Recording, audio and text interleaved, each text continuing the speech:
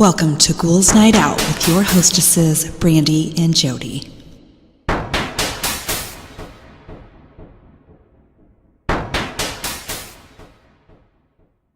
Hello, beautiful ghouls. Welcome. This is Brandy. I am here with my sister, Jody. Hello. So, last week, I think it was, I said I was going to do creepy quotes to start the show off with. Mm-hmm. Well, the only ones I can find, the only ones that are out there that are quote-unquote creepy are serial killer quotes. Yeah. And I was like, that's boring. So, what I know there's an abundance of on the internet are stupid jokes. So, I'm going to start with a stupid joke. What did the pirate say on his 80th birthday? Arg something. Aye, matey. Yeah, that's stupid. It's funny, though. Okay, good. I thought it was too. It cracked me up. So, okay. Laura wrote in a few stories, actually, and these are one is hers, and then she's got two friends' stories that Nice. she wrote in. So I'm going to read that. She actually also wrote in her favorite episode. So thank you, Laura, for writing that in, and everyone else. We need your favorite episode, your favorite moments, funny things that we've said. You can write that in. I just said something earlier. Oh, if you have any questions for us, if you want us to answer any questions, email those in, ghoulsnightoutpodcast@gmail.com. So her first story, she says, I have to tell first my own story about our cat who passed away a few years ago. He was put down in our home so he could spend his last moments in his own chair with familiar people and smells, and she could cry freely in her own home, which is sad. Mm-hmm. After his death, me and my husband felt many times like our cat was walking on our bed during the night, which he used to do, and it was odd. We checked so many times the bed to see if there was the cat. Somehow there never was, and my cat woke up a few times hearing him purring very loudly. This was all not scary, or this wasn't scary, because we think maybe his soul stayed with us for a while. Who knows? He's buried in our yard under the apple tree. Aww. Which I had a similar experience. I had back surgery. I had a herniated disc when I was 18, and I had, at the time, now it's a freaking outpatient surgery, so you can go in and like walk out. Well, I had to, in 1999, lay on my back for 6 weeks, which sucked. But at the time, I was staying at our parents' house, and you've got to remember, I was drugged at the time, and the drugs I was taking made me not sleep at all.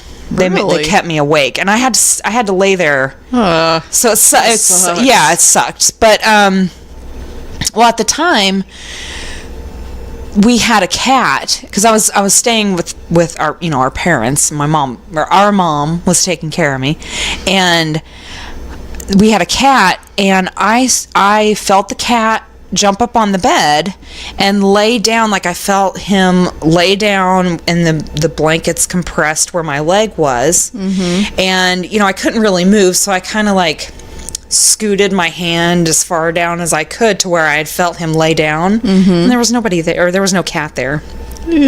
So that's weird.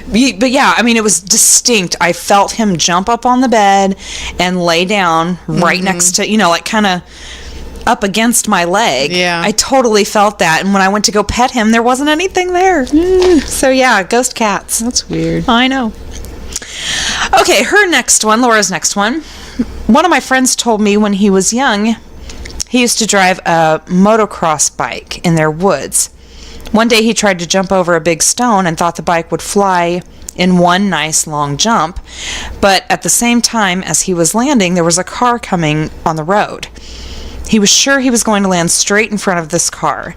Suddenly, he felt like someone had pushed him right to the other way, which was impossible in his mind, and he landed away from this car.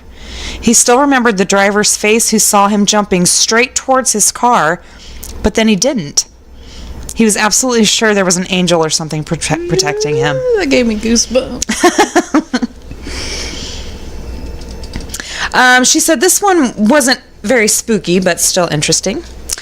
She said, my friend got sick. I mean, very sick. She thought this disease would go away as she was taking the drugs and treatments the doctor told her to do, and that she would be fine again. But one day she was walking to her work. Suddenly, a male voice said to her loudly, "This isn't over yet." As she turned, there wasn't anyone around. She was sick over 10 years after this until she got well, but she thinks this voice gave her a warning and helped her to deal with the disappointment of not getting well as soon as she thought. Aww. So he was like, you still got a long way to go. Yeah. That's crazy. So thank you so much, Laura, for writing in. We really, really appreciate it. You have no idea what it means to us. Oh, it means a lot. So, yeah. But going back to that story, though. Yeah. I want to know who is talking to us. I know. I mean, there's so many stories where people hear people talking to them and there's nobody around. Who are they? Right. There's either nobody there or they hear it from in their own head. Yeah. I know. And I mean, well, and that kind of reminds me of a little bit. Remember when I told my story about the mirror that I was trying to find? I never told anyone that I was looking for that mirror. I never told anyone. I never asked anyone about it. I never said anything to anybody, but somehow she knew I wanted that mirror. So they're totally in our heads, which is the scariest thing. I feel sorry for anyone that's in my head. Oh my God, me too. Yeah. They probably go in there and be like, "Oh my fucking God, I'm out of here." So yeah, that's crazy though. I mean, was it a guardian angel? Was it someone looking after her? Was it, I mean, who knows? It could be someone from another dimension. It could have been her, like some kind of subconscious. Maybe. Who knows? Yeah. Some part of her brain that kicked in that doesn't usually. Yeah. I don't know. It's weird. That is weird. But yeah, I mean, we'll never know. That's crazy. Okay, so next I have, oh my God, my parents are going to kill me stories instead of embarrassing moments or whatever. So first one, when I was 11, I was home alone and wanted some s'mores. So I went outside and made what I thought was a safe little fire surrounded by rocks. Wrong. Oh, no. The embers ignited some leaves under my parents' deck, and I watched in horror as their house went up in the biggest motherfucking flames I'd ever seen. Oh, my gosh. My parents were loving and supportive after finding out I was alive, but less than thrilled of my idiocy. Oh, my God. He burnt the house down. Could you imagine what he was feeling at that moment? No. It had to have been horrible. It was like out of body fear, I'm sure. I mean, oh my God. Like, I'm even thinking about it, I'm like panicking. I can't even imagine. Oh my God. No. Okay, next one. For a month, I kept secretly taking the internet cord from my parents' room and running it into the living room to plug it into the TV box. Well, I was washing the dishes one day when my dad started reading aloud the porn titles on the bill. Oh my God, it's so embarrassing. You're like, I don't know what you're talking about. Okay, next one. I was 17 when I drove my girlfriend home from school, and we ended up in the shower together. Just as we turned the water off, we heard her dad opening the front door of the house. Well, my truck was in the driveway, so of course he knew I was there. He came stomping down the hallway and banged on the bathroom door, and my girlfriend, wearing nothing but a towel, lied her ass off, saying that I was at a nearby friend's house. Meanwhile, there I was, hiding behind the shower curtain, terrified, frozen, shriveled, and preparing to meet the hereafter. Oh, God. Okay, next one. I was texting my brother for help with something and called my mom a bitch in the text message. Then I accidentally sent it to my mom. Oh my God, I would kill my kids. Yeah, you don't do that. No. Especially don't put it in writing. I mean, Yeah. don't be that stupid. Next one, I was 14 years old when I entered the computer room to see my father staring at the erotic sex story I had written about my religion teacher. Oh. I yipped in fear and turned completely white. Then my father turned around, looked at me, and lost his shit laughing. Oh my gosh. That would be embarrassing. I bet that parent was loving it though. That's funny. Okay, I was bored and started throwing tiny firecrackers into the toilet. The fuses on the first few just burned up inside the toilet bowl, but on the third throw, I missed the bowl and the firecracker landed on the edge of the toilet. Well, the fuse started up, and as it fell into the bowl, I expected a huge splash, so I ran out of the bathroom. But as soon as I heard the explosion, I knew something wasn't right, so I opened the door, and lo and behold, the bottom of the toilet was completely blown off. The walls and the ceiling were covered with water and gunpowder. Oh my god. Oh my god, I would kill my kid. Oh, they would be in so much trouble. Next one. A friend and I snuck out of the house past curfew and thought we would make it back in undetected.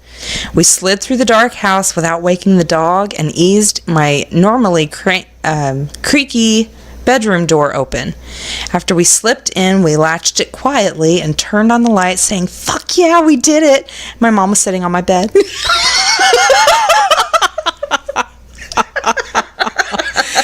No matter what they think, Oh, yeah. moms know. Yeah, we're not stupid. Not even a little bit. Because we've all done it. Oh, yeah. Whatever you do or think about doing, I have already done it. Exactly. Now, our mother, on the other hand, she didn't do that kind of stuff. So No. Well, not that we know of. Who knows what she didn't tell us? that's true. Who knows? There were so many times, though, that I would say I'm staying the night at my friend's house, and then we totally weren't there. Yeah, I did that too. I mean- she had to have known. She had to have known. If she knew, she would have said something. Are you sure? She Well, yeah, we trusted would have us. gotten in trouble. Are you sure? Because she trusted us. If she knew what I was doing. Oh, I don't know. I mean, I don't know. I don't know. We'll never know. Anyway, next one. When my husband was younger, he and his brothers were wrestling with the new youth pastor. They pushed him into a wall and his butt made a hole. Well, since the butt was close to the what?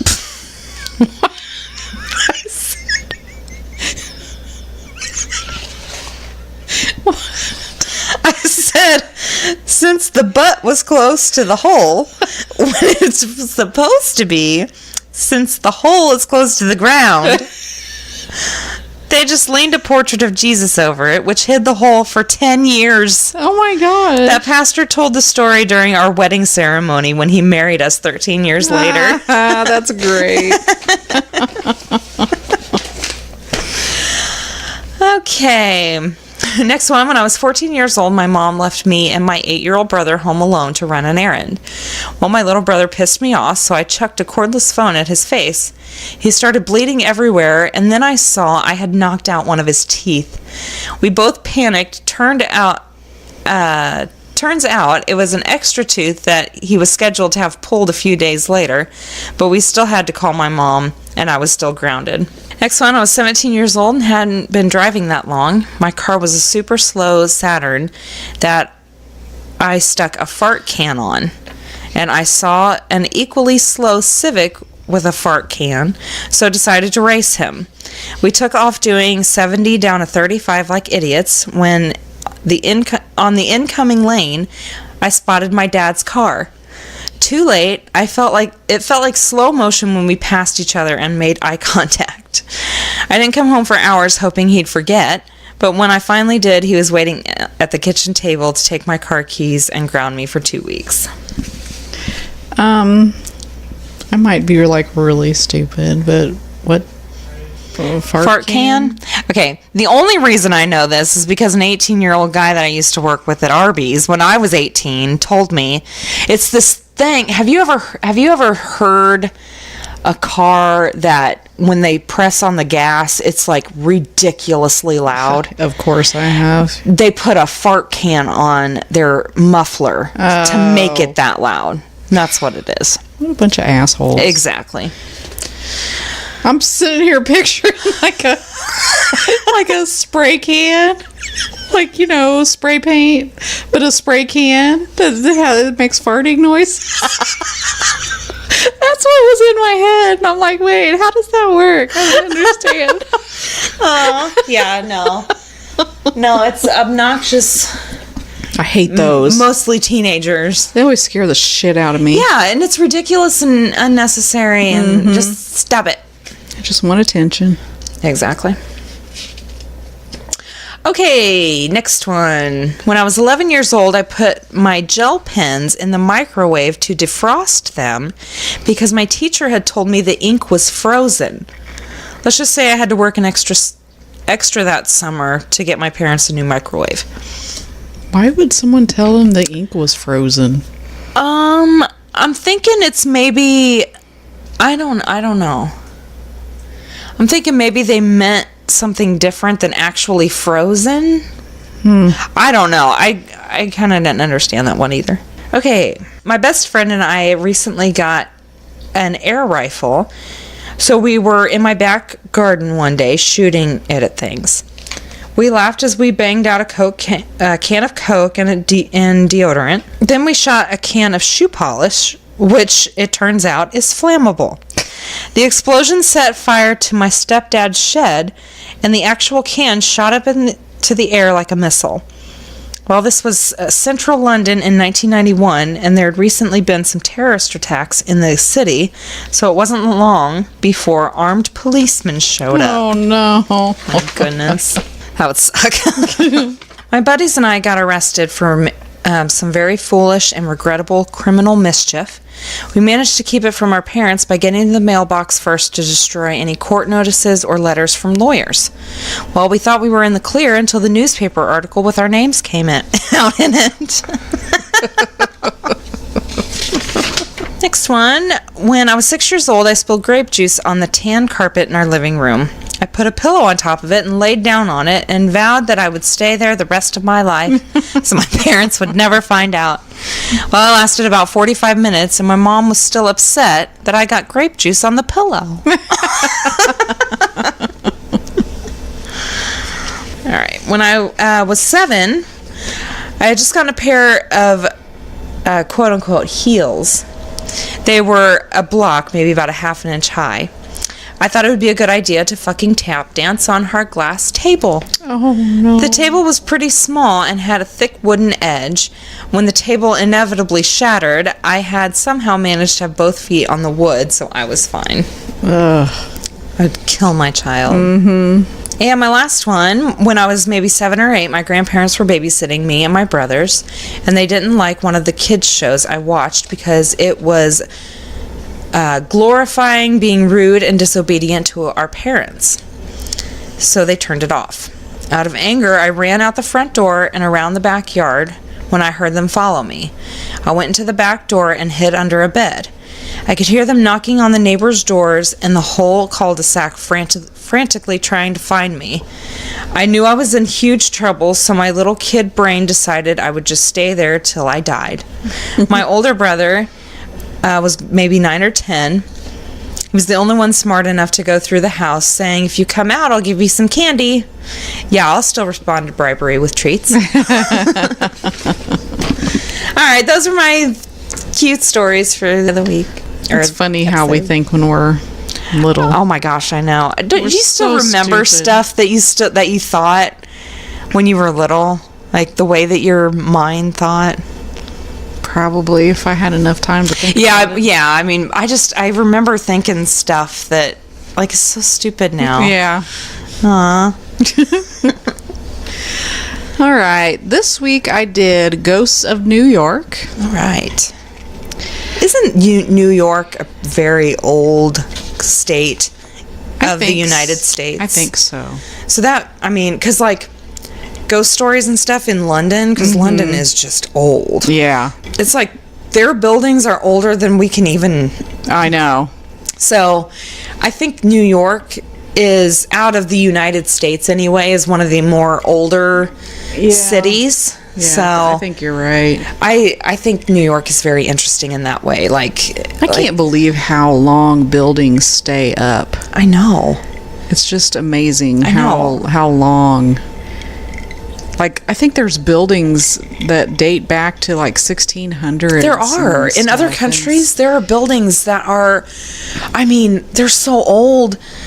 It's amazing. I mean, and the architecture just has to be impeccable because of it. Well, So, it used to be. Yeah. Nowadays, well, yeah, it's guarantee cheap. and- there's a lot of the they're not going to stand that long. Right. Oh, yeah. There's no way. Yeah. I mean, they build them in, a few months. Right. And, back in the day, it took years Yeah. for them to build That's true. something. Yeah, that's crazy to think about. Yeah. All right. The historic old Bermuda Inn in New York City, originally built in 1832 as the private residence of the Massaro family, the historic old Bermuda Inn is now a bed and breakfast and an event space. It is also alleged to be haunted. It is believed that the home is haunted by Martha Mazzaro. I have no idea if I'm saying that right. Cameras often malfunction in the room that was hers, and she often locks doors. Guests have also reported seeing the silhouette around the property. Wait, a silhouette? I don't know what silhouette. Would it be of her? I guess. And what's the difference between a silhouette and a shadow person? I don't know. Maybe it doesn't move. Oh, that's weird. That's weird. Okay. The Bowery Hotel in New York City. The Bowery Hotel is a well-known spot in downtown New York City that conjures up thoughts of bustling parties and upmarket decor. However, it is also a hot spot for the paranormal. Many believe that the hauntings are a result of the hotel's close proximity to Marble Cemetery.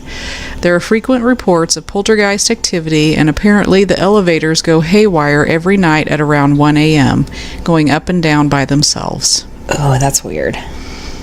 I wonder why 1 a.m. I don't know. The Algonquin Hotel in New York City. The Algonquin Hotel first opened in 1902 and is best known for hosting the now infamous Round Table Room meetings. This was said to be home of the Vicious Circle, which was made up of writers, actors, and the like. It is believed that several rooms in the Algonquin Hotel are haunted by the spirits of those round table room meetings. It has become apparent that whoever the spirits are that live here, they do not approve of structural change because activity has increased substantially following extensive renovations. Shanley Hotel in Napanoch. The Shanley Hotel is actually one of the most famous haunted hotels in New York. This place claims to be so terrifying that guests are asked to sign a waiver before spending the night. Oh, hell no. Throughout the 1920s to the 1960s, there have been a string of deaths at the hotel. There's a huge amount of tragedy here, and many of the deaths that occur on the property were young children. What? Is that why they had to sign the waiver? Or was the waiver because of the ghosts, because it was haunted? I think it's because it was haunted. But children died there? That's creepy. Yeah. The Naples Hotel in Naples. The Naples Hotel was built in 1895, and over the years, it has built up a reputation for being haunted. One of the most well-known spirits that haunt the hotel belongs to a man who killed himself on the 3rd floor and is often seen wandering the hotel. There are also reports of a female ghost named Alice and her 2 children who are believed to have died in the hotel during the 1900s. Erie Mansion in Clyde. If there is one place in New York that really plays up to its haunted reputation, then it is surely the Erie Mansion in Clyde. The house was built back in 1858 and currently has real coffins serving as tables around the hotel. As if that wasn't creepy enough, the 43-room mansion also has several long-standing ghost stories. Before becoming a hotel, Erie Mansion was the residence to several generations of the Ely family, and even they grew up knowing the ghostly tales connected to their home. There have been several suicides on the property, and many say that the former owners are still hanging around. Okay, so do the coffins still have bodies in it? I doubt it. And would you eat off of an old coffin? Well, If there's plates. I was going to say if they put like a piece of glass over it or something. Okay, But yeah. yeah, I would. I mean, we gotta eat. Yeah. I don't see anything wrong with that. Allegiance Bed and Breakfast in Mount Morris. The Allegiance Bed and Breakfast is one of the most haunted hotels in New York, and it has appeared on many different paranormal television shows. Ooh. The second floor of the hotel is said to be haunted by a pair of ghosts known as Karen and Ray. Those who have seen the ghostly pair often say they are tossing an object back and forth between them. Ray is also said to be pretty chatty. Ooh, that's weird. Mm-hmm. It's like an eternal game of catch. That would suck. Yeah. Brambles Inn and Gardens in Potsdam. The Brambles Inn and Gardens dates back to the middle of the 1800s and is one of the most haunted hotels in New York. Guests have been reported encountering an angry female spirit who is known to bang on guests' doors at night and can also be heard moaning and groaning. Oh, that's creepy. Yes. Moaning and groaning. Ugh. Hotel, and I'm not sure how this is pronounced. Utica? Sounds right to me. The Hotel Utica is played host to a number of celebrity ghosts over the years, including Amelia Earhart and President Franklin D. Roosevelt. However, these days it is more well known for its ghosts. One of the most common sightings that is reported by guests and hotel staff alike is referred to affectionately as Tuxedo Man. Oh. Bachelor Mansion Inn in Saratoga Springs. The Bachelor Mansion Inn is mostly known for being one of the most stunning examples of architecture that can be seen in Saratoga. It also has a fascinating history. It was originally the home of the Bachelor family, who were a significant part of history in the upstate area. It is believed to be George Bachelor that is haunting the hotel today. St. Paul's Chapel. St. Paul's Chapel has survived a lot of tragedy since its opening in 1766, and its graveyard, which dates to 1697, is said to be haunted by many of its occupants. One of the 17th century graves belongs to the English actor George Frederick Cook, who loved to gamble. When he lost all of his money, he sold his head for research, and a headless ghost has been seen wandering the graveyard in a nearby alley where there used to be a theater. He sold his head for research. That's what it says. Wow. That's crazy. So I guess they did like an advance. Like, we'll give you money now, I would think but when so. you die, you have to give us your head. I guess would once you're think dead, so. who cares? Yeah, I mean, and they would have to give you an advance because once you're dead, you don't want that money. You can't spend it, so... Tweed Courthouse. And I wonder if you could put in your will that you do not want your head cut off. Be like, you can have my head. Give me some money. And then go right to your lawyer. Okay, this is the deal. I wonder how much a head goes for. I don't know. For science. I wonder if they still do that, because I could use some money. I really don't think they do that. I don't know why they would want my plenty head. of heads without buying yours. I don't know why they'd want mine anyway. Like, oh, there's a bunch of cobwebs in here. We paid a shit ton of money for nothing. Tweed Courthouse. William Boss Tweed left tales of terror across the city, but ironically, it's the eponymous courthouse Okay. where he was sentenced for his crimes that his spirit reportedly likes to revisit. He was sentenced in 1873 and died 5 years later in prison. Tweed has been spotted in the courthouse where he was sentenced, and in one instance, the night watchman became so frightened by noises and ghostly figures in the corridors that they refused to enter the building. Holy shit. The Manhattan Well. In the winter of 1800, the body of a young woman named Gulielma Why would her parents do that to her? Oh my gosh. What is it? Gulielma? What? Gulielma. Oh no, that's bad. Anyway. Hopefully it's a family name. Anyway, she was found at the bottom of the Manhattan Well at what is now 129 Spring Street. The ensuing trial was one of the great scandals of the 19th century in New York, with Levi Weeks, brother of influential builder Ezra Weeks, accused of her murder after he reportedly impregnated and promised to marry her. Weeks retained the city's top attorneys, including Aaron Burr and Alexander Hamilton, and was acquitted despite growing public outrage. What?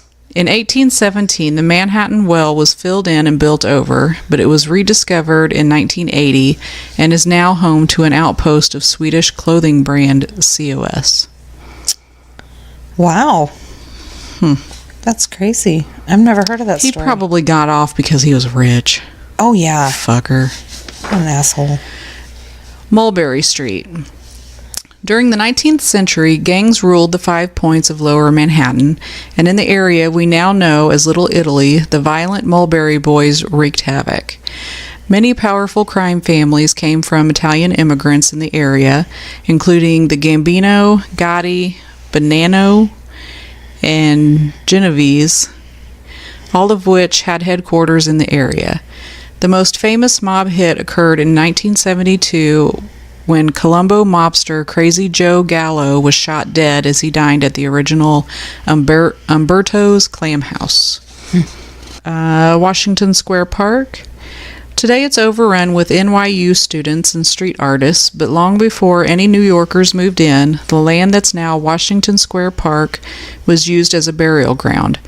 During the yellow fever outbreaks from 1791 to 1821, the city used the land as a mass grave. The park was established in 1827, a year after human remains were accidentally dug up during a parade. Oh. Archaeologists have very recently uncovered more human remains below the park. What? Yeah. During a parade? Who the fuck is digging during a parade? I don't understand. I have no idea. I think they're doing it wrong. Empire State Building. Dozens of people have attempted to commit suicide by jumping off the Empire State Building, but one death plagues the tower more than others. In her 2013 book, Ghosts and Murders of Manhattan, Elise Gaynor writes that people have seen a woman appear on the observation deck attired in 1940s period clothing, her lips painted red. Startled, witnesses have reported her muttering about the death of her fiancé in Germany and then throwing herself over the barrier. This could be the ghost of Evelyn McHale, a 23-year-old who leapt to her death in May 1947. She landed on a limousine, and the portrait taking of her corpse atop the crumpled car has been called the most beautiful suicide. Oh, have you seen pictures Yes, of her? I have. That's so sad, too, because she left a note specifically saying, I do not want any services. I don't want a funeral. I do not want anyone to see me. Oh, and then she's all over. Exactly. Yeah. That is like the opposite of what she wanted. Yeah. Radio City Music Hall. Samuel Roxy Rothafel, the Jesus Christ. The impresario who was part of the team that created Radio City Music Hall and the man that brought the Rockettes to New York, still has a presence at the theater, even though he died in 1936. Ushers report finding his seat down at the end of the night after they put all the others up, and other stories tell of his ghost walking to his seat with a stunning woman on his arm. There have also been reports of ghost-like activity in his private apartment in the theater, which is still maintained. Ooh. And then these next stories are like creepy things that have happened in Central Park. Oh, okay. The unsolved murder of a jogger. In September 1995, a 44-year-old jogger named Maria Alves was found dead in Central Park. Investigators believe that she was attacked as she ran on East Drive near Lasker Rink, then pulled down a nearby embankment. Her attacker sexually assaulted and killed her, and her body was discovered hours later under a bridge near East Drive, face down in a stream. Her killer was never caught. Oh, no.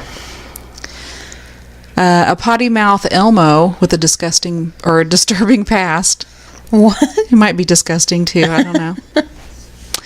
It's not uncommon for folks to dress up like various characters and pose with tourists and kids in Central Park for cash. But in the summer of 2012, a man who identified himself as Adam Sandler, not to be confused with the comedian Adam Sandler, why can't I talk? And was dressed up as Sesame Street's Elmo, was arrested when he was caught yelling anti-Semitic statements. Things only got stranger from there when Sandler was discovered to have been deported from Cambodia by local authorities for running an X-rated website called Welcome to Rape Camp. Oh, no. Yeah. Jesus. Central Park's weirdest tour guide comes out at night. On the right night, at the right time, you might get the chance to go on a nighttime tour with Bernard Herrmann. He is actually musician Barkev Guleserian, but becomes the bizarre Herrmann character when leading his haunted New York tours, according to the Village Voice. These one-on-one jaunts through Central Park may or may not involve handcuffs and being blindfolded, and they're cheap. The last one, held around Halloween, apparently cost $9 or 9 pennies and a piece of bedding. What? I don't know. It's weird. There's 9 pennies and a sheet.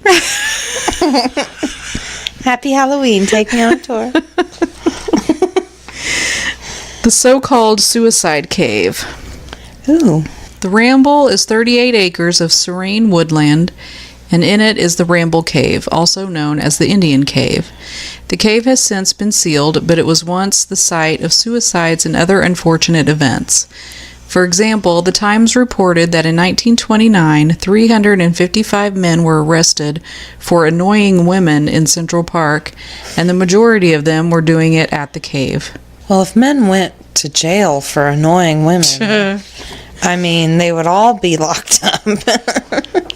There wouldn't be enough room for all of them. Exactly. The Frankenfish invaded the waters and land of Central Park. The snakehead fish, better known for its ghastly visage as the Frankenfish, terrorized Central Park in 2013. Those who chose to fish at Harlem Mere were warned not to release a captured Frankenfish back into the wild, but rather kill it immediately, freeze it, and report your catch, according to New York Times Magazine. While the species mainly eats frogs and crayfish, not people or pets, it is an extremely invasive species not native to New York. They can also breathe air and are capable of surviving out of water for up to 4 days at a time. So it's an actual breed of fish? Yeah, I guess. And they're not supposed to let it go? No, they're supposed to kill it and then freeze it and then report it. That's fucked up. Yeah. Ghostly siblings on ice. Janet and Rosetta Vandervoort are two sisters who supposedly haunt Central Park. So the story goes, their father was so protective of his daughters that the only place he let them go alone was to Central Park Pond for ice skating. The women never married and died months apart of old age in 1880. Legend has it you can sometimes catch a glimpse of their ghosts still wearing the same red and purple ensembles they wore decades before skating around the pond. An antique yet loaded weapon.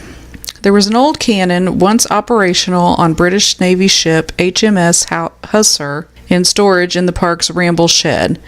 The cannon hadn't been used for its intended purpose in over 200 years, but in 2013, crews from the Central Park Conservancy went to clean the antique weapon and found it prepped for battle. According to CBS, they discovered a cannonball, wadding, and about 1.8 pounds of active gunpowder. The bomb squad responded and no one was hurt, but prior to storage, the cannon had been on display from the 1860s until 1996. A terrible murder in 1986. On August 26, 1986, 19-year-old Robert Emmett Chambers Jr. strangled 18-year-old Jennifer Levin in Central Park. Her body was found by a passerby riding a bike near the Metropolitan Museum of Art near 5th Avenue and 83rd Street. Chambers was arrested and nicknamed the Preppy Killer for his affluent upbringing and appearance. He was convicted of Levin's murder despite his attempts to claim Levin's death was an accident that stemmed from rough sex. Yeah, whatever. That was in Central Park? Is that what that's on?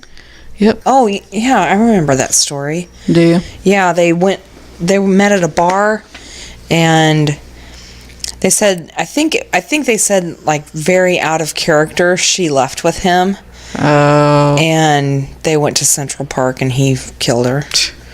What a dick. Exactly. So she probably totally trusted him. And was like, oh, he's cute. And I'll go this once. Ugh, what an asshole.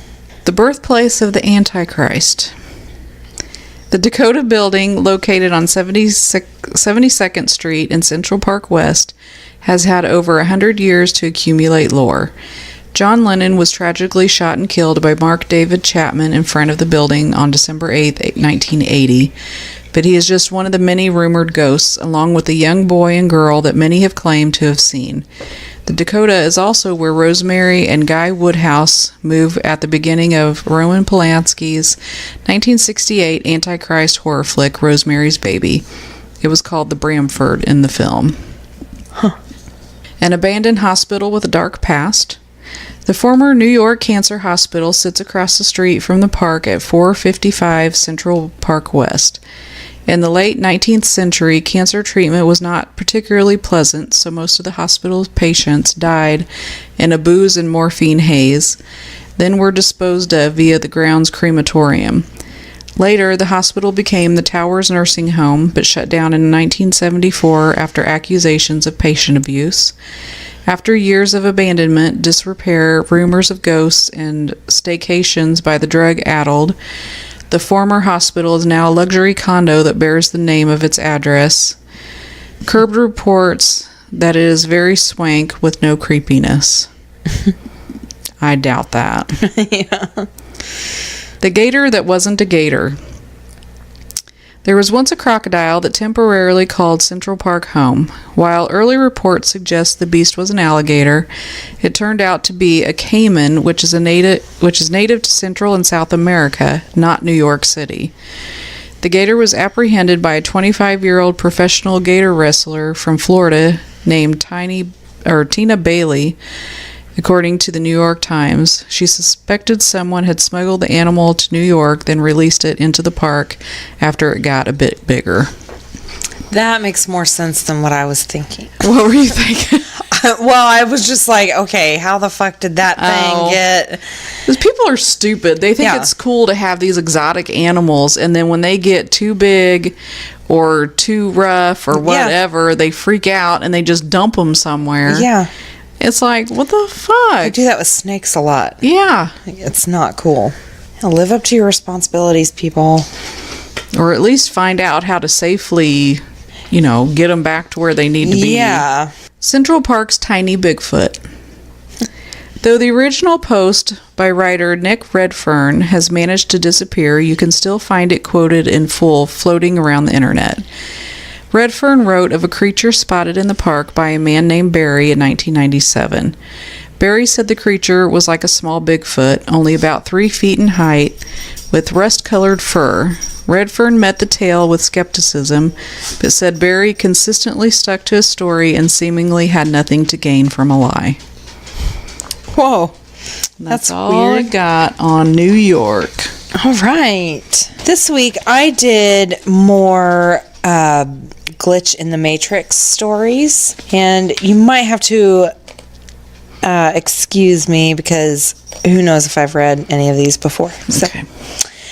My first one, when I was in first grade, my class went on a field trip to a commercial bakery. I remember the entire thing very clearly. We saw large machines that mass-produced cookies, and we were allowed to take one thing home. I chose sourdough bread, which my teacher said I could eat on the bus, but I told her I would rather eat it at home. When I got home, my mom sliced it up for me, and I had it as a snack. It was totally normal.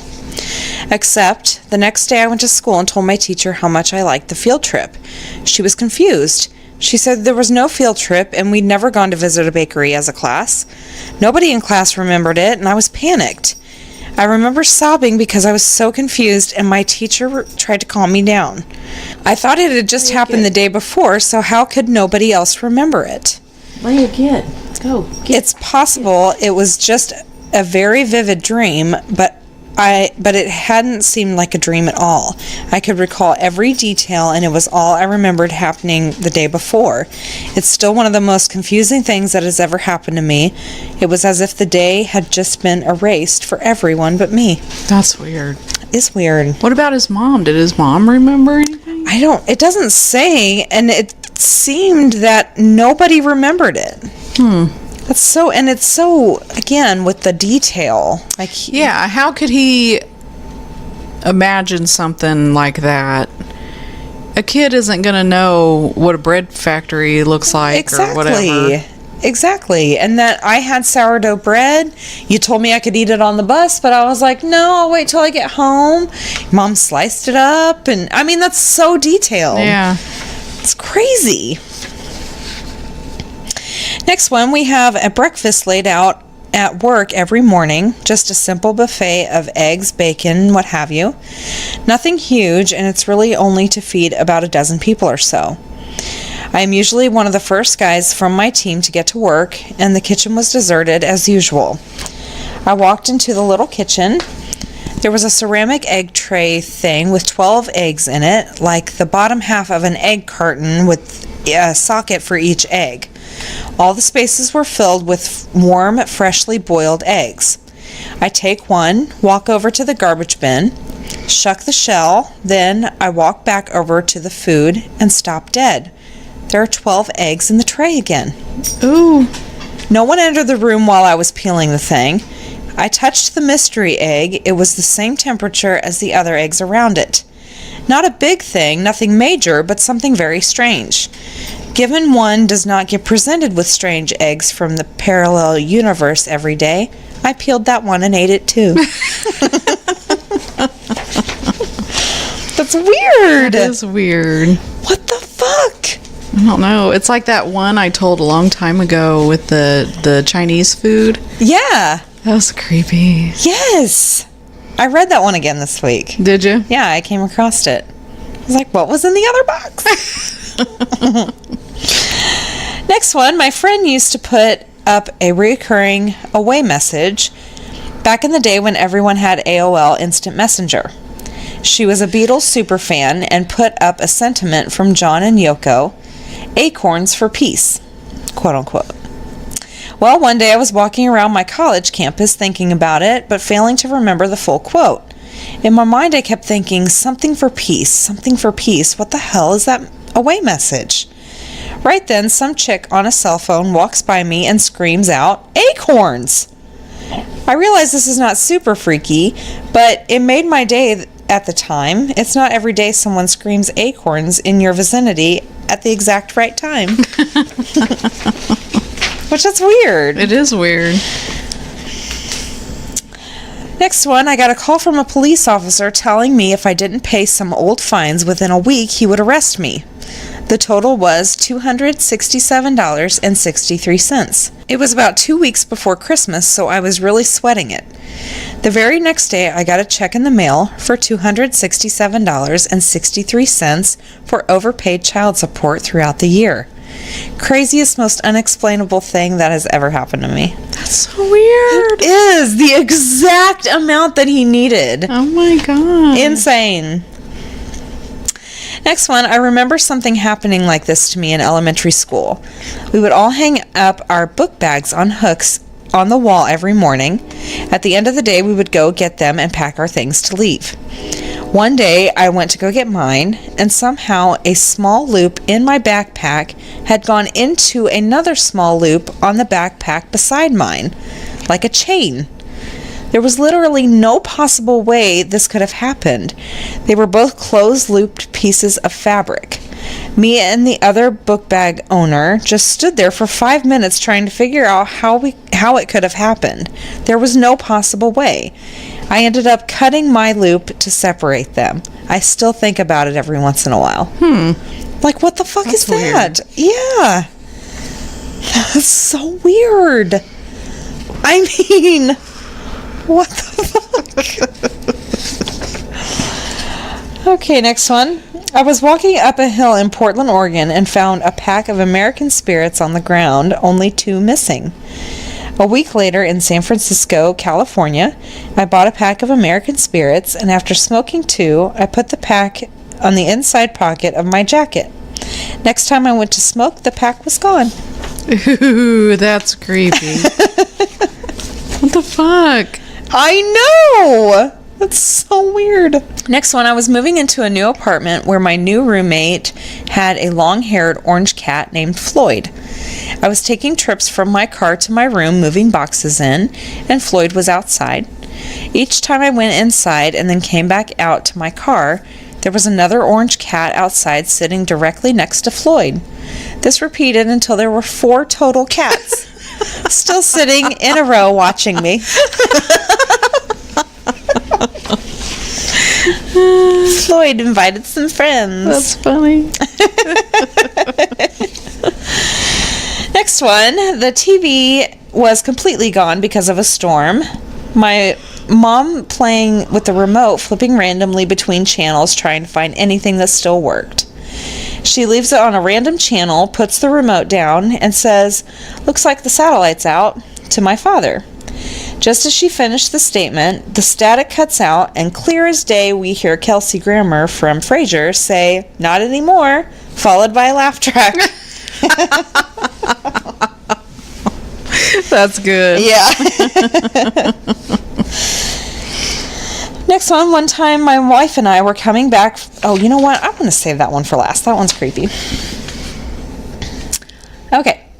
I have a distinct memory of being in the 3rd grade and checking out a Horrible Harry book from the school library. The library had a 1-week rental policy, which lined up with my class's schedule of visiting the library once a week. A week passed, and I grabbed the book from the side table of the left side of my bed and brought it to school. I returned the book and got a new one. The next week, I was informed I couldn't check out a new book because my Horrible Harry book was late. That night, the book was once again on my side table. I put it in my backpack and returned it again the next day. Then it happened again. I returned the damn book 3 times, each time finding it in the same spot in my room. Still not sure what happened. That's weird. Yeah. Okay, this one's funny and kind of long, so bear with me. I was in Savannah, Georgia, visiting my brother who was stationed there. I was with my friend and my mom, and we were going to this allegedly haunted restaurant called the Old Pink House. Well, my mom tends to mix up words a lot and told me the restaurant was called the Old Pink Lady. So we were driving where I put the Old Pink Lady in the GPS, and we followed it. We were almost at our destination, and all 3 of us thought it was a pretty weird location. It had brought us to this neighborhood with no businesses or restaurants in sight. Then Siri tells us that we have arrived at our destination, which was just this house in the middle of the neighborhood, no street sign or anything with the word pink in it at all. Suddenly, my friend goes, "Holy shit, look," and points to our quote-unquote destination. I kid you not, sitting on the porch of this house was an old woman in a bright pink robe. It was incredibly weird, and we were so confused because nothing in our vicinity had the word pink or lady. So my mom calls my sister-in-law, who tells us the restaurant was called the Old Pink House and not the Old Pink Lady. And my mom laughs at her mistakes, and we reroute and go to the restaurant.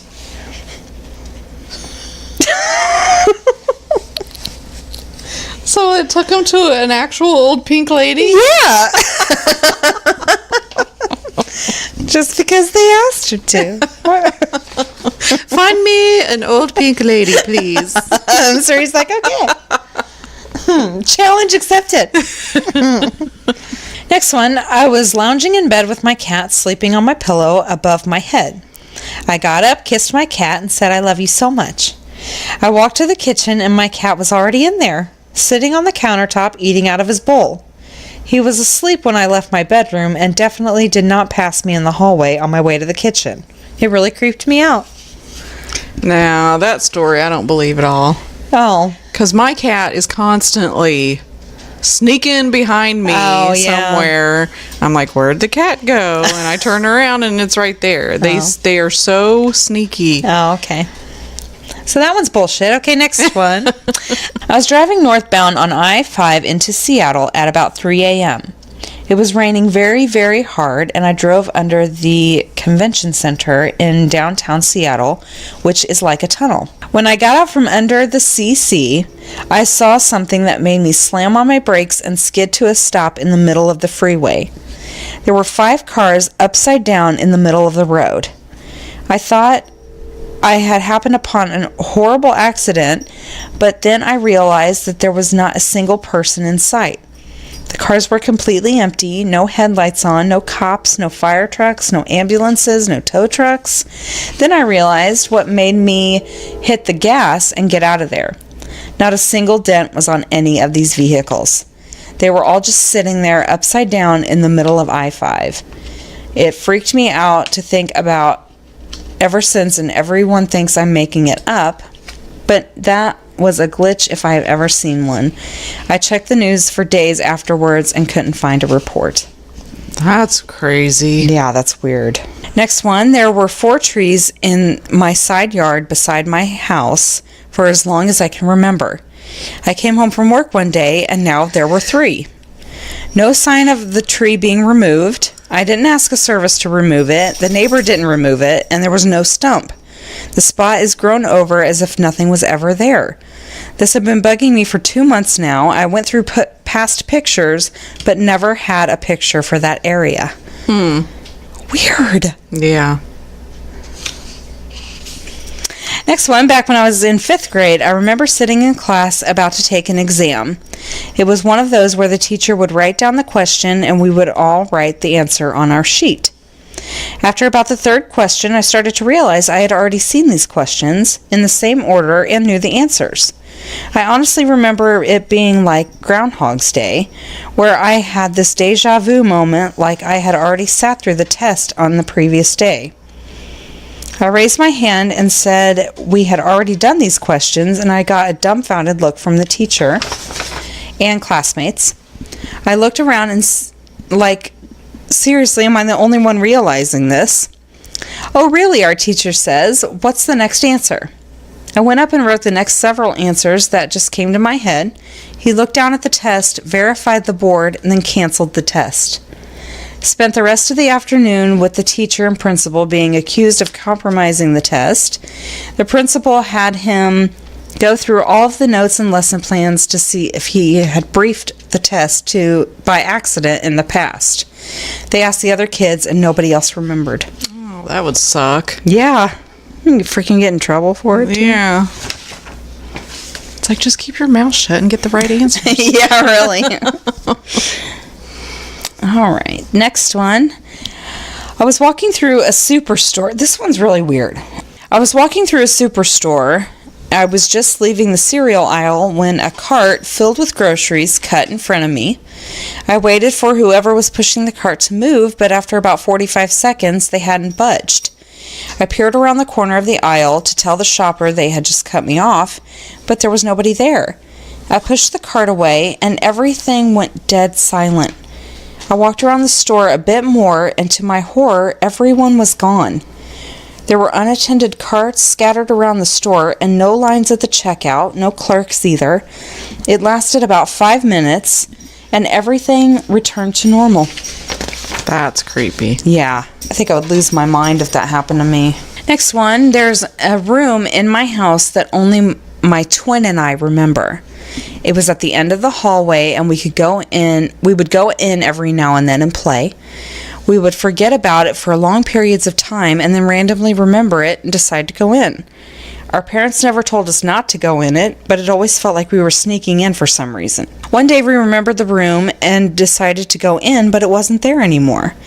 It never appeared again, and our parents don't remember it at all. That's weird. That is weird. Oh, this one. This one's insane. I used to float down the stairs when I was little. It almost always happened after I woke up, and it only ever happened once outside of my great-grandma's house. I remember the physical sensation of floating down the stairs. I remember arriving in the living room and people often saying things like, "Where'd you come from?" or "How'd you get down here so quietly?" I didn't think much of it when I was really little, but I tried it again when I was 6 or 7.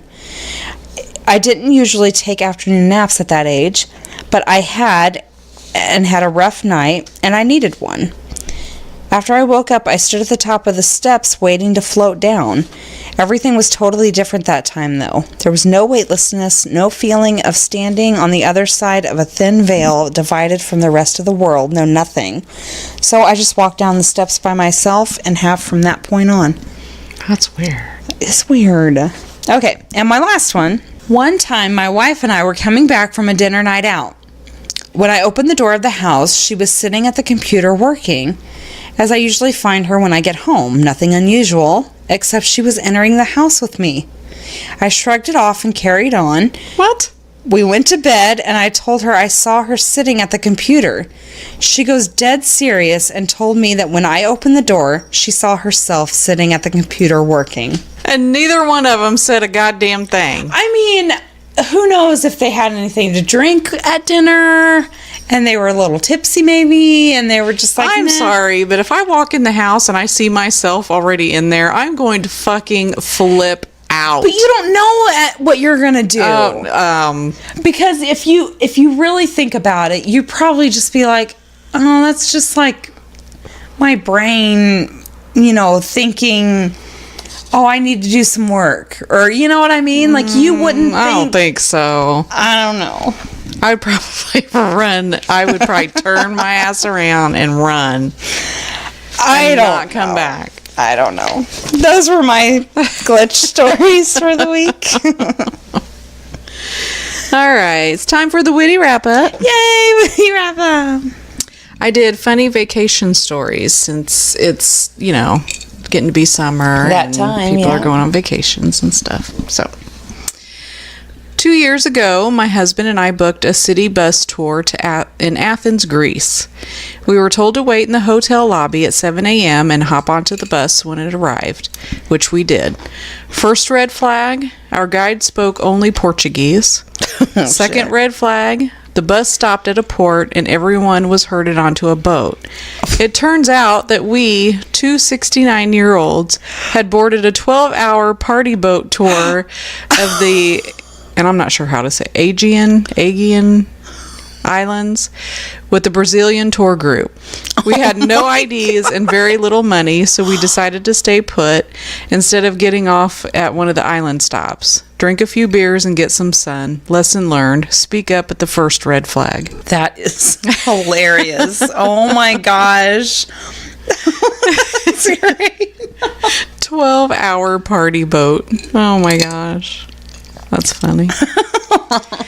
Upon arriving at a beach house rental, I noticed that it was filthy and proceeded to scrub the toilets, floors, bathtubs, and kitchen cabinets. I was so upset that the house was not ready for guests.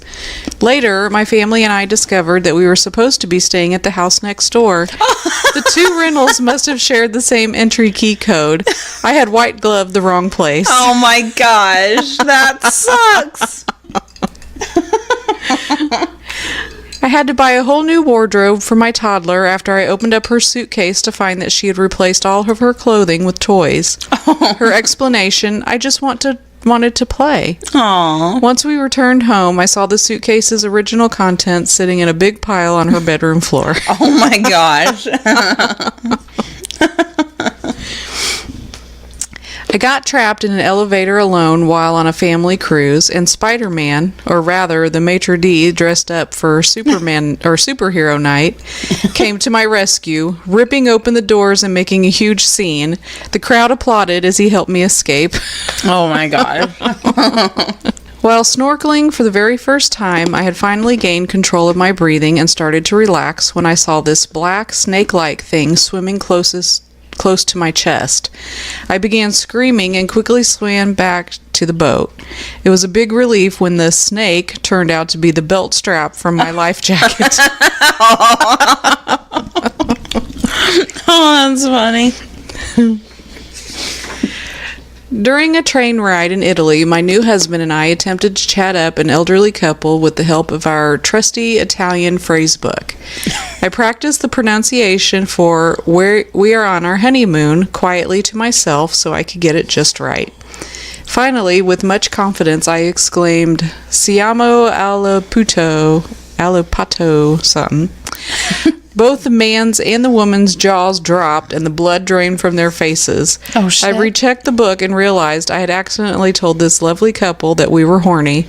From then on, my husband held on to the book. Oh my gosh. That was so embarrassing. She'd be like, hey, we're horny.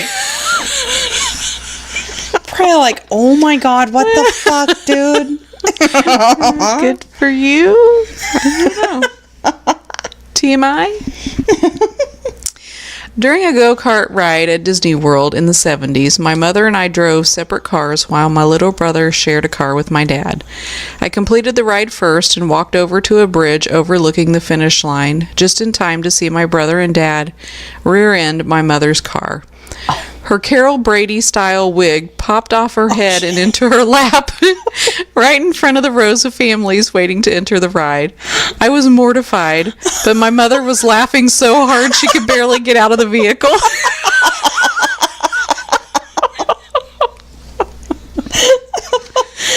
That's good. She was a good sport about it. Yeah. I would have cried and ran. That was me. When I informed my then 4-year-old son that our hotel in Texas had a pool, he couldn't have been more excited. After we got off the plane, my in-laws greeted us near a fancy fountain on the airport's main floor. I was chatting with them, and the next thing I know, my son has removed half his clothes and was about to jump into the fountain. He thought it was the hotel pool. Oh, no. Oh, that's so cute. My husband and I crashed a class of '84 high school reunion. People actually thought they remembered us and said they were happy to see us together after all these years. Oh my gosh, that's the best. I love that. When I was a child, one of 5, our parents left nothing to chance when preparing for our summer vacation. Lists were made and trunks were packed weeks in advance. On the morning of the trip, a final check was made. When everything was deemed ready, we piled into the station wagon and began the 6-hour drive. Then, sometime into the trip, our mother realized that something was missing, one of my sisters. We drove back home, where my father found her sitting on the toilet. Oh my God. She was still on the toilet? She was still on the toilet. Oh my gosh. After my husband and I were married, my in-laws offered to pay for our honeymoon. Visions of Hawaii or Mexico came to mind. Not quite. They told us we were heading to Disney World. Not only that, but since they'd always wanted to go, they were coming along. Oh, fuck. Turns out, my mother-in-law's 2 best friends also always wanted to go to Disney World, as did their 3 kids. Not to mention my sister-in-law and her husband. No. I can't say a lot of honeymooning went on. Oh my God. I would be pissed. I would be so pissed. Who wants to go to Disney World on their honeymoon? No one, and with like the entire family. No, That's horrible. gosh, that's horrible. Throughout our tour of an early American bathhouse in Hot Springs, Arkansas, I explained to my 4-year-old grandson what people once did there. When he came upon a mannequin at a desk, I told him she was probably writing a letter to her friends telling them about her vacation to Hot Springs. My grandson asked, and then she died and they stuffed her?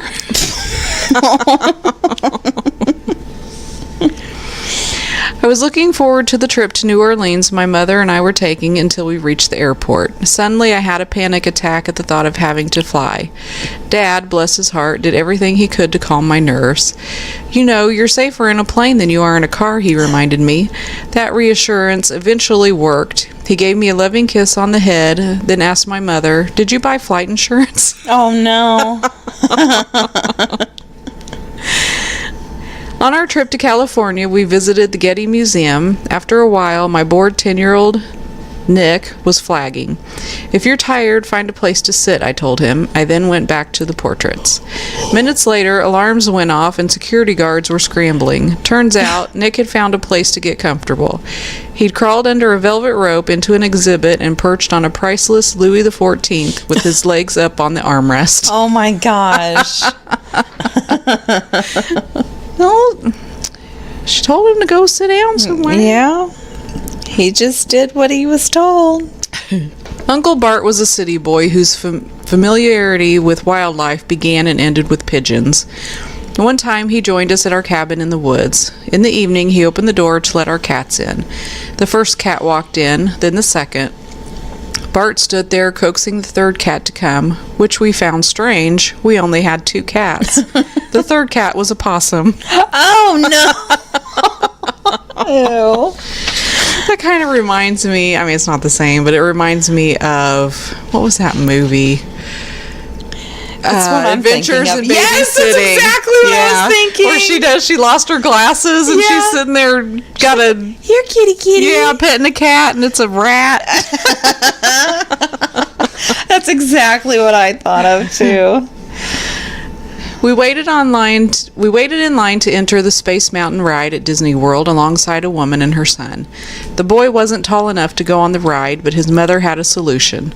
She took a pair of high heels out of her backpack and forced him to wear them. No. How that's rude. Yeah. Not only that, how could she get away with something like And that? it's dangerous if he's not tall enough. There's a reason. Exactly. Oh my gosh. After a long drive to Canada, Border Patrol agents asked my father the name of us 5 kids in the back. Dad was so tired that he drew a blank. The brief lapse resulted in Dad being hauled in for questioning. After convincing them that he hadn't kidnapped us, he was released 15 hours later. Oh my gosh. 15 hours? Oh my, that's The whole time he was like, oh my God, I'm tired. I forgot. They're just my kids. You try remember 5 kids' names. Before our trip to Las Vegas, my husband lost quite a few pounds. This came into play on the airplane. As he was grabbing our overhead luggage, his pants slipped down to his knees. A woman asked, "Can I help you?" "Yes," he said. "I'll grab the luggage. You pull up my pants." Oh my gosh. Get your own damn Be careful what you ask for. pants. Yeah, really. Heading toward a family reunion, some of us met up at a Denny's, where we found my uncle digging through the dumpster out back. He finally got out and showed us a wad of napkins. Granny wrapped her teeth up, and I threw them away. For the rest of the trip, he was referred to as the Tooth Fairy. Oh, that's funny. On a trip with my Florida-based church to support a Blackfeet Nation mission in Montana, I accidentally disturbed a hornet's nest. My zigging and zagging to evade the angry swarm prompted a nickname for me, Dances with Bees. Cut to 2 years later, and I'm working on another project, this time alongside a missionary from Washington State. As I told the story, he suddenly stopped and said, "Your Dances with Bees. I heard about you on a fishing trip in Idaho." Oh my gosh. That's embarrassing. When my sister's friend Stephanie was caught texting WTF, she had to think fast. "It means with the family," she told her mother. Mom, a social media newbie, bought it.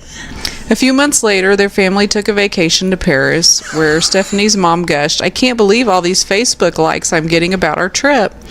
"Why? What are you saying?" Stephanie asked. "Nothing special. In Paris, WTF." That's funny. Aw, moms. I know. Are we going to be like that? Yeah. Yeah, I think so. Yeah, they say. I think I'm already like I am too. Yeah, I don't know half it.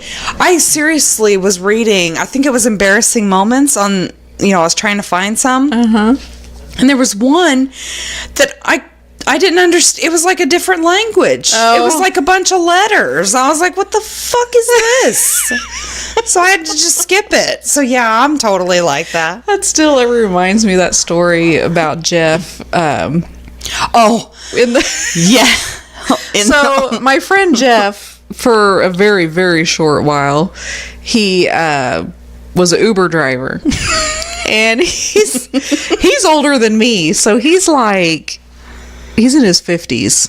Okay. And he's driving these like 20-something-year-olds around. And he said, I still can't believe this. they were talking in the back seat, and one of them, told a joke or something, and they all started going, LOL, LOL, LOL. That is instead not of actually laughing. No. He said he never heard anything so stupid in his life. It's because they are humaning wrong.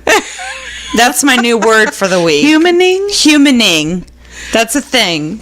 Because they're doing it wrong. No. I looked at him, I was that? like, you're not serious, right? I mean, if it wasn't coming from you, I would not believe that at all, because they're doing it wrong. It's just, That's ridiculous. It's horrifying is what it is. It is. okay. It's our old lady rant of the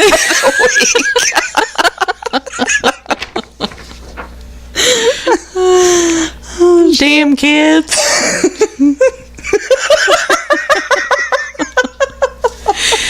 During our trip to the Vatican, we had tickets to see the Pope say Mass, and my 5-year-old daughter was extremely excited. Sadly, she fell asleep before he came out and didn't wake up until the event had ended. Aw. When she did, the first thing she asked was, "Did I miss the pimp?"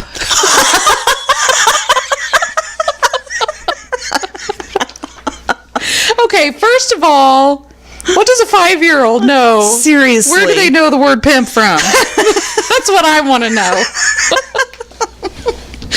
That's funny. That's all I got. Okay. Thank you guys so much for listening. We really appreciate it. Again, email us your stories. We want to hear them. Anything.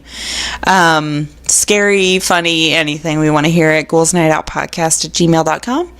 Look us up on Facebook. You can also rate, review, subscribe wherever you listen. And we will talk to you next week. Later. Bye.